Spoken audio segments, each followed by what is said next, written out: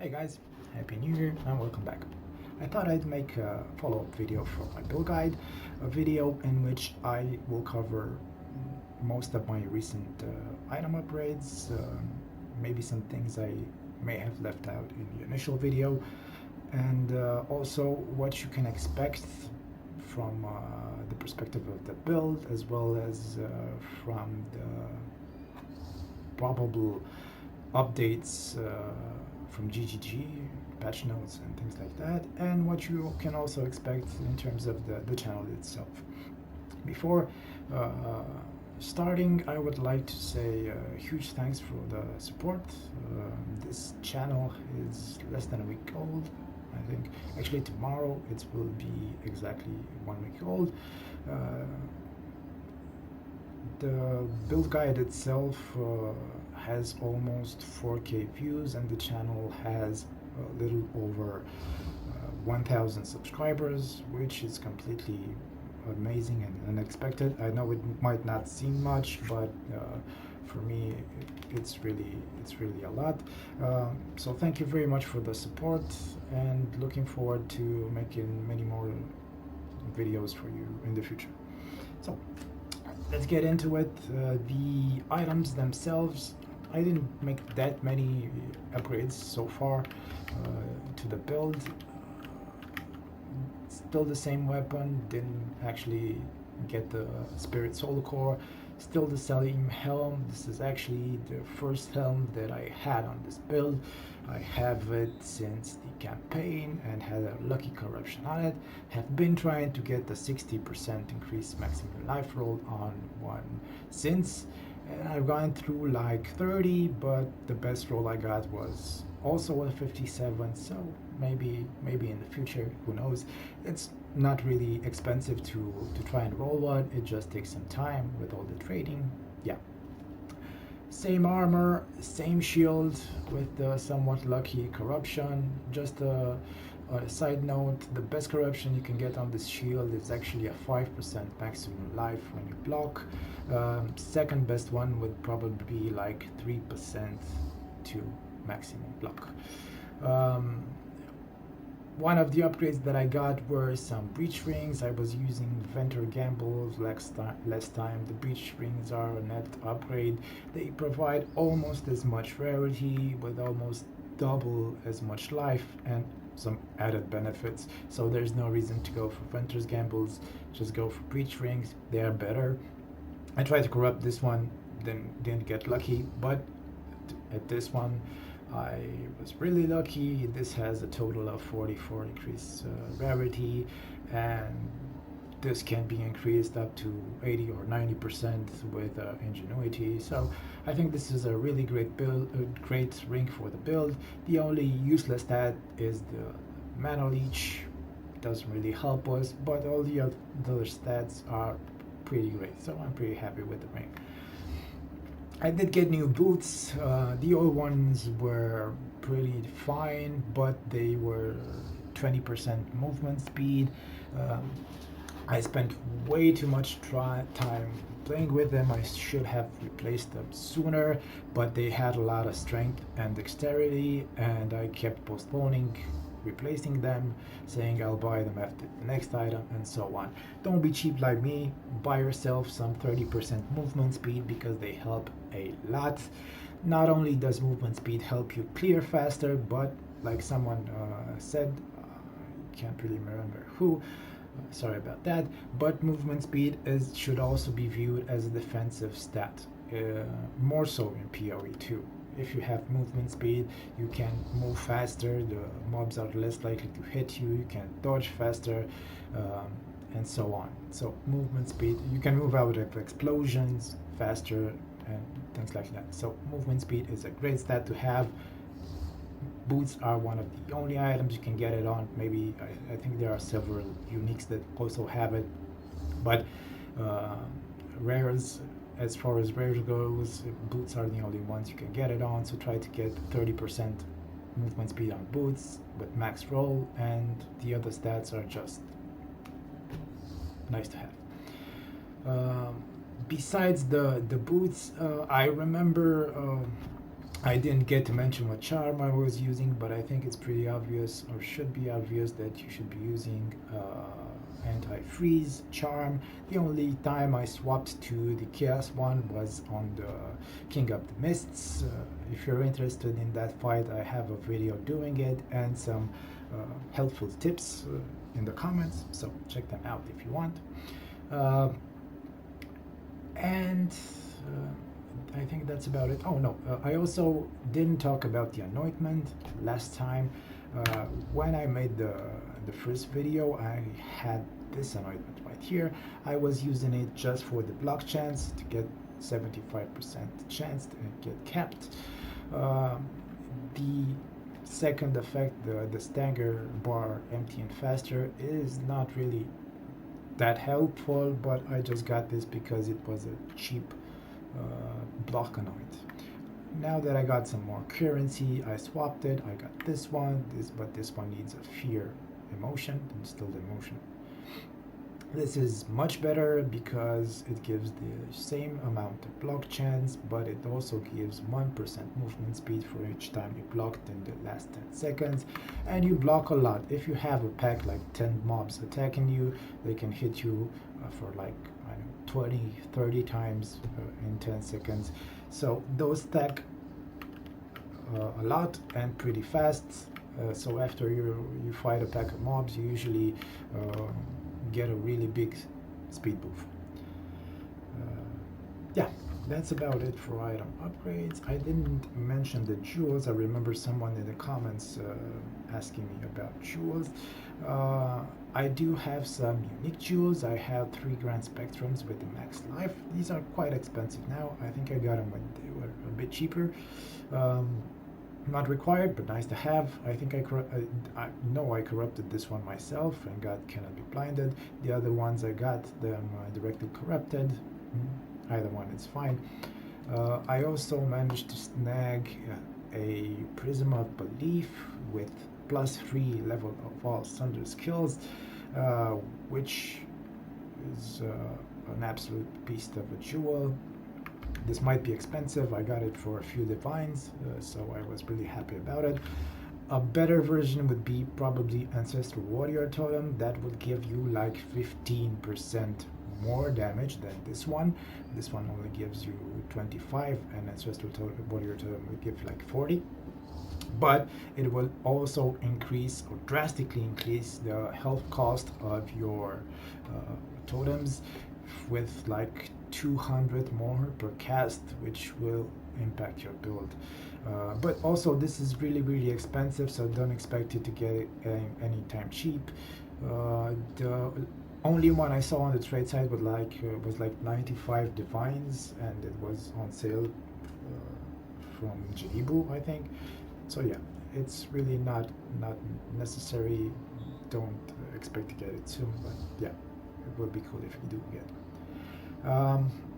Yeah, that's about it for the item upgrades. Oh, forgot to mention the Ingenuity. I do have a video about getting this one. I got it on my second kill of the King of the Mists.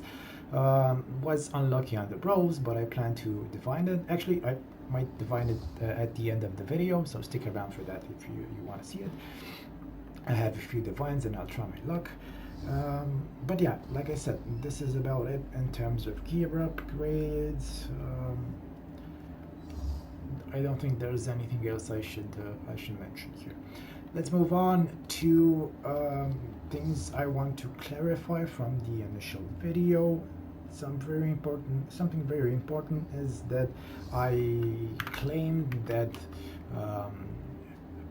elemental penetration is one of the worst things you can roll on maps. It turns out it really isn't. I actually started to believe that it's a free stat on maps right now. My assumption was that Veil of the Night works in the same way that it worked in POE1. In POE1, the text specifically says you have 0 elemental resistances, which would mean that any penetration goes lower than that 0, so it would hurt you a lot. But this one says you have no elemental resistances, so if we go by a textual basis, you basically have no resistance to penetrate. And this has been backed up by what I've been seeing in maps.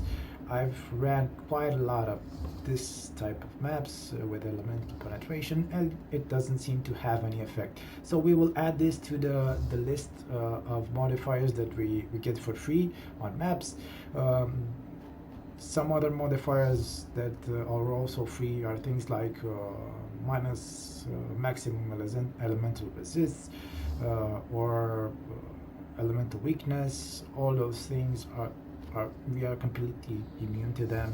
I might also make a tier list about what mods to look for in terms of mapping, but a very short version for that would be just watch out for added damage as, like this one, monster deal 39% of damage as extra fire, either fire, cold, or lightning. Actually less of fire, because we do have some mitigation for fire damage, but these are basically the worst things that you can roll on maps. You can still do them, but it will be riskier. Yeah, if you have the basic roll, like this one has 39, it might not impact you as much. But if you are also running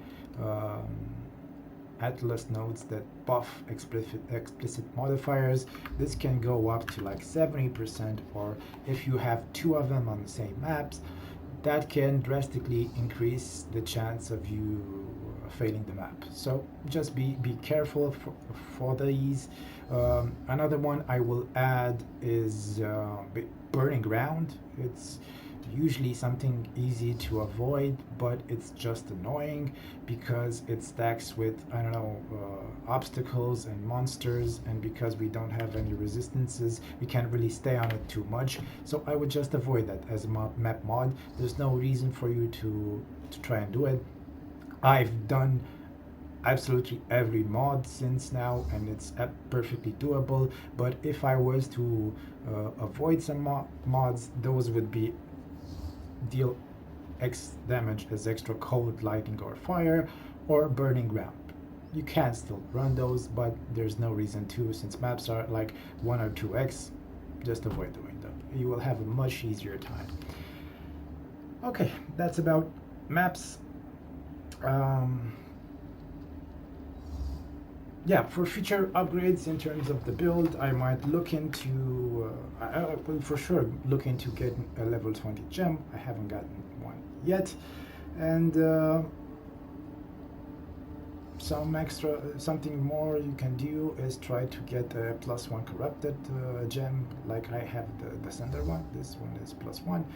You can try and get an Ancestral Warrior Totem +1, but a 6-link Ancestral Totem +1 might be expensive, so I think it's better to try and make one yourself. But yeah, that's for high budget versions. I wouldn't worry too much about it. Other additions I would like to make in terms of playstyle, more like tips and tricks that I didn't mention in the first video. First one is about fighting bosses. Most bosses, I think all bosses have a short phase before the fight begins, but you have a few seconds to set up your totems, and your instinct might be to place these totems as fast as you can to have all 3 totems up, and then start spamming Resonating Shield. That's not completely wrong, but there's a better way you can do this, and that is to space out your totems with 1 second apart. Why is that? If you see here, Resonating Shield attacks 1.56 per second, 1.56 times per second, and what you want ideally is to have a tick of Resonating Shield, a totem attack, tick of Resonating Shield, totem attack, and so on 3 times. If you placed all of them at the same time, they will all attack at the same time, and only one of them will consume the broken armor and thus crit. If you space them by 1 second each, you should have time to break the armor of the boss each time before the totem attacks. This is in an ideal situation, of course. It will not always happen, but there's no harm in trying. It will work sometimes, and it will provide a huge damage boost if it does work. Okay, second thing I would like to add is when mapping, you should always try to place the totems as far as you can in front of you. You have a huge reach with the totems, so always try to place them at the end of the screen as far as you can in front of you. This is for two reasons. The first one is obviously because if you do this, it will kill the mobs most of the times before you end up reaching them. And the second one is if you do this in a different way, it will end up in you losing all the life glows and leaving them behind. If you place the totem in front of you while clearing the map, the totem will kill the mobs, and you will have the life orbs lined up in front of you, and you just play like Pac-Man and eat them all. So that's about it for this. A third tip would be to try harder to manage your life and not spam the totem as much. I have this tendency too to spam totems. There's no need for it. They usually last for a long time. Only use a totem if you have a new pack of mobs and the old one is out of reach. There's no reason for you to keep spamming totems all the time, because it will just deplete your life sooner. So just be aware of that. A great exercise is actually to run less life regeneration maps. They are a bit tedious, but you can run one from time to time. It will give you a great feeling of how to play this build optimally, and how to manage your life, and how to position your totems more strategically. So I highly recommend you try one of those maps from time to time. It will help you feel the build a lot more. The last tip is an obvious one for a lot of you, but I think it's very important that I mention it, is to keep moving. Always keep moving, unless you're fighting King of the Mist and you have a red circle around you. You should always keep moving as much as you can, as much as you can, as well as roll as much as you can. We have the bulwark node, which gives us 30 less damage from hits while dodge rolling, so you should actually be spamming this because it will help you take less damage. These are the tips that I have. I hope they helped. Let me know if they did. If you have any other things that are bothering you with the build, if you're struggling with any aspect, let me know, and I will do my best to help out. Okay. Next we're going to talk about potential game updates, patch notes that may or may not impact the build. The first one that most of the people have been talking about is item rarity. That's basically a game-wide thing. It's not only impacting this build. This build is not depending on item rarity. It has a big space for it, so it welcomes it, but it's not in any way necessary. I assume that it's going to change from a must-have stat like it is now to a nice-to-have stat, so we might just keep it on. We might replace it for something better, like attack, or I don't know, we'll see, but it won't be that big of an impact.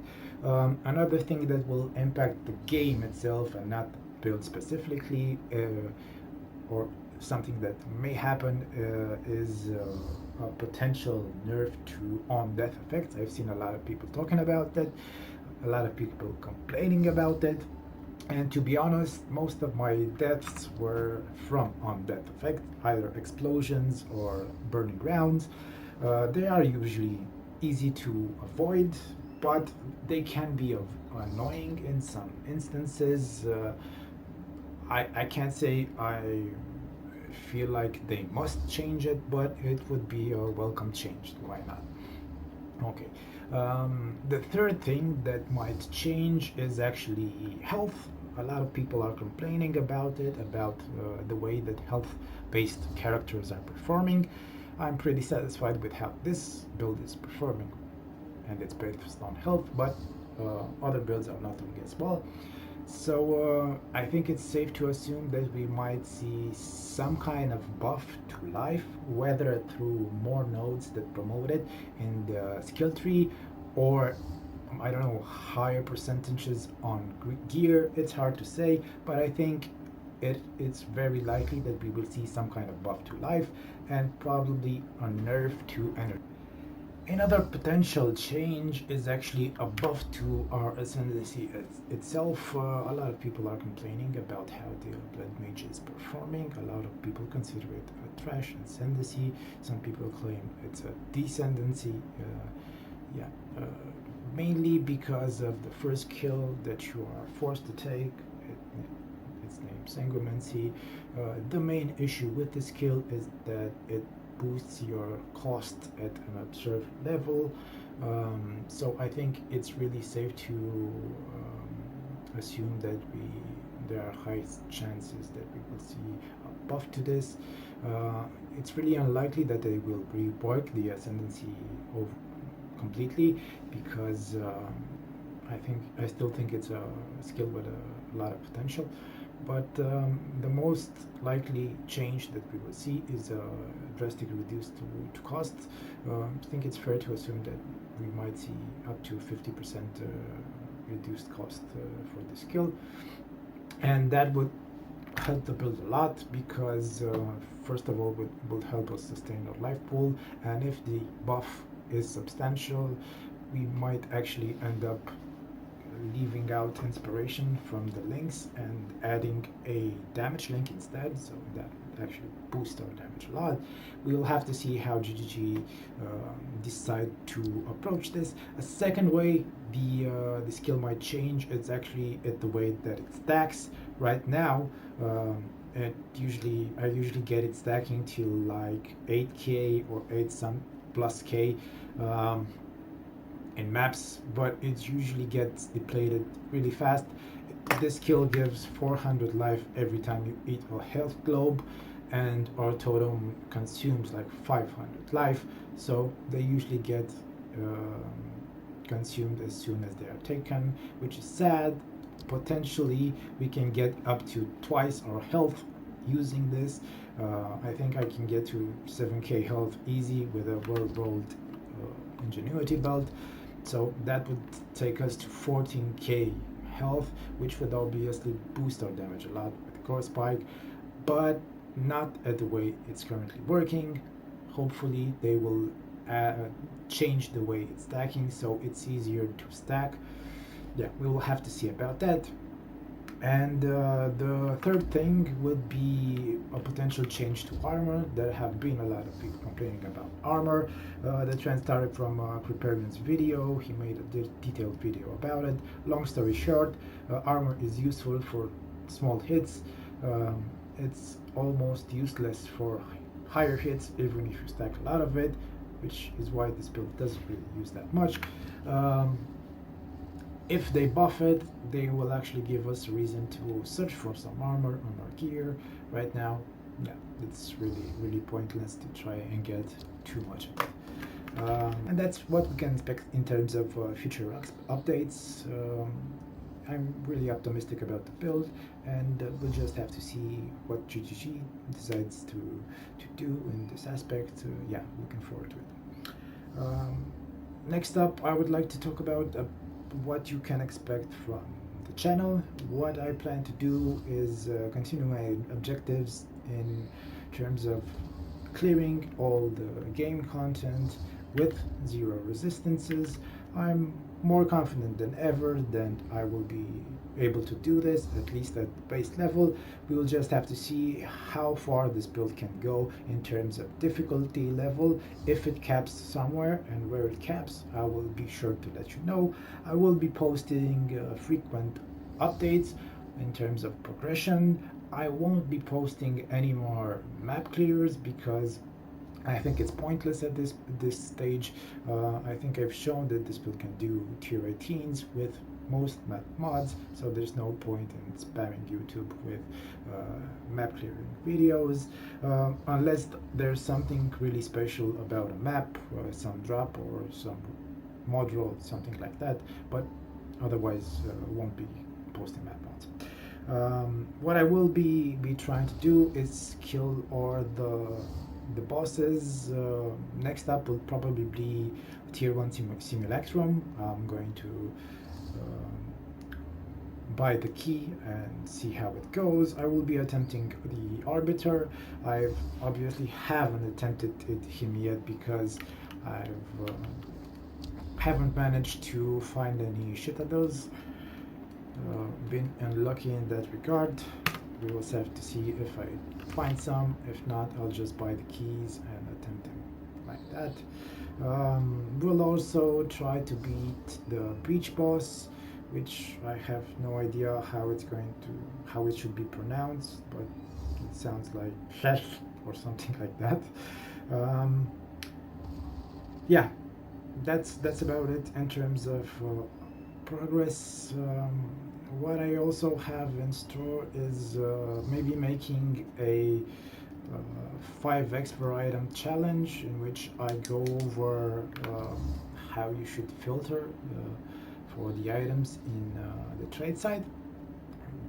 Start off with a naked character, gear him with maximum 50 exalts, and then attempt some tier 15 maps. Not really sure about that. If you think it's something you would like to see, let me know and I'll try to make a video about it. And also in the more distant future, I would like to attempt the fire version of this build, the one that will go with Avatar of Fire and will focus a lot more on ignites and bleeds that are generated from the Sunder crits. This seems like an interesting concept, and I'll try to make it work. We'll see how it goes. So that's been about it.